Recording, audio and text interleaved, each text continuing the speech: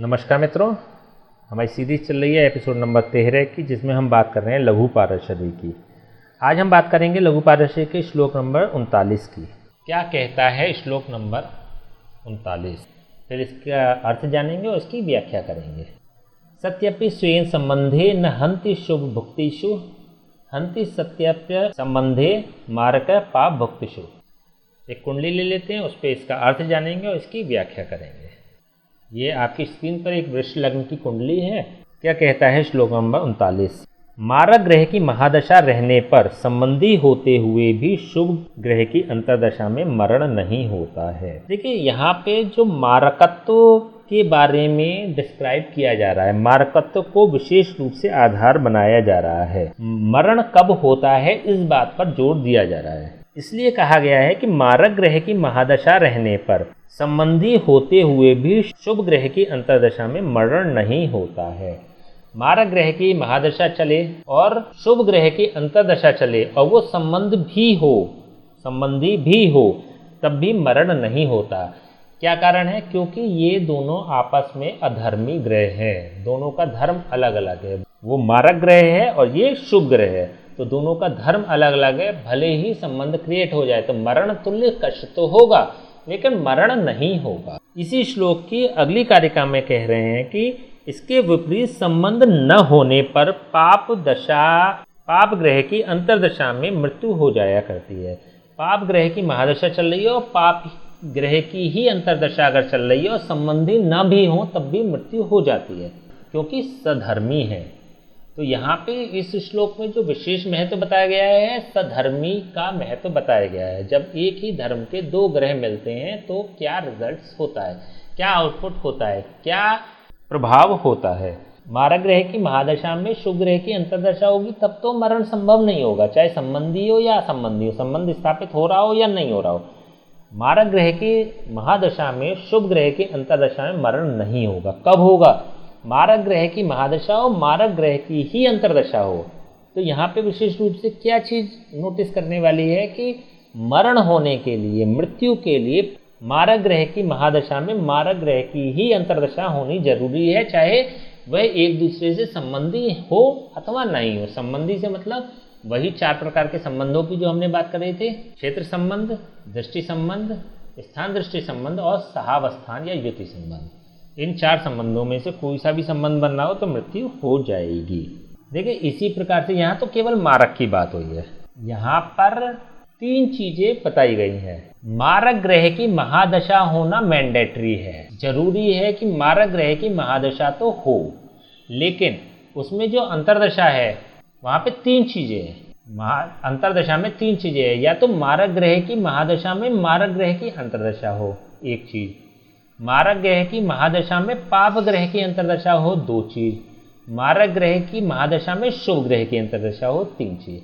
तो इसमें से पहले को अगर हटा दिया जाए, मारक ग्रह की महादशा में शुभ ग्रह की अंतर्दशा को अगर हटा दिया जाए, इसमें तो मरण नहीं होगा। लेकिन मारक ग्रह की महादशा में पाप ग्रह की अंतर्दशा हो अथवा मारक ग्रह की अंतर्दशा हो तो मरण हो जाएगा, चाहे वो संबंधी हो अथवा असंबंधी हो।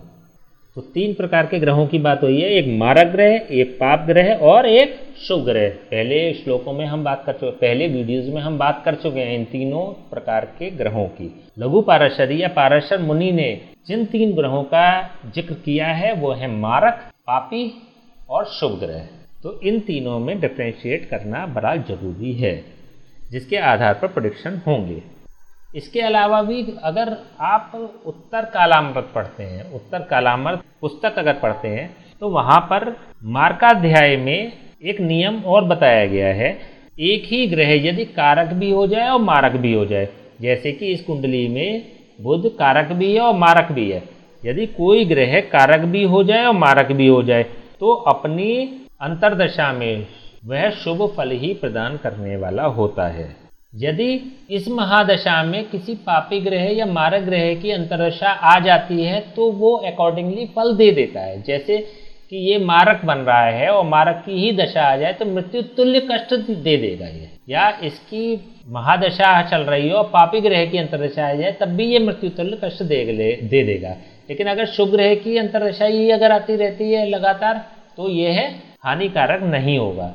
जैसे मान लीजिए बुध में पहले आएगी बुध की, फिर आएगी केतु की, फिर शुक्र की, फिर सूर्य की, फिर चंद्र की। इस प्रकार से ये दशा बदलती हैं। अगर इसमें कंपैरेटिवली सभी जो अंतर्दशाएं आ रही हैं वो शुभ ग्रह की आएंगी तो ये ज़्यादा हानिकारक नहीं होगा। इट मीन्स कि जब मारक और कारक ग्रह का स्वामी एक ही ग्रह हो तो ये मिश्रित फल प्रदान नहीं करेगा, ये एक प्रकार का फल प्रदान करेगा, शुभ फल प्रदान करेगा। देखिए जैसे हमने उत्तर कालामृत की कही, वैसे ही लघु पारेषरी भी ये बात कहती है, पारेषर होरा शास्त्र भी यही बात करता है।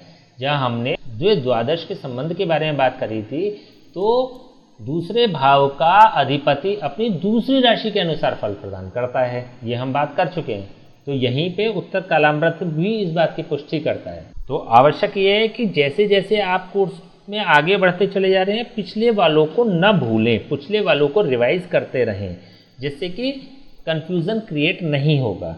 अब ओवरऑल इस श्लोक में जो बात आई है मारक के संबंध में, वो क्या बात आई है, इससे क्या कंक्लूजन निकलता है कि यदि मारक ग्रह की महादशा हो और संबंधी शुभ ग्रह की अंतर्दशा हो, मारक ग्रह की महादशा हो, संबंधी शुभ ग्रह की अंतर्दशा हो तो मरण नहीं होगा।